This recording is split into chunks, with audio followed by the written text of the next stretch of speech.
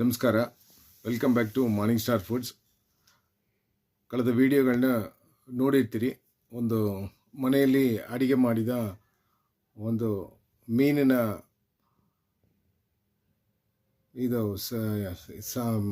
ಮೀನಿನ ಕರಿಯನ್ನು ನಾವು ಪೋಸ್ಟ್ ಮಾಡಿದ್ದು ವಿಡಿಯೋವಾಗಿ.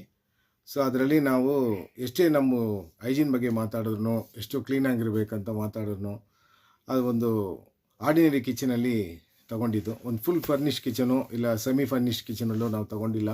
ಒಂದು ನಾನ್ ಸ್ಟಿಕ್ ಪ್ಯಾನ್ ಯಾವುದೂ ಉಪಯೋಗ ಮಾಡ್ತಾಯಿಲ್ಲ.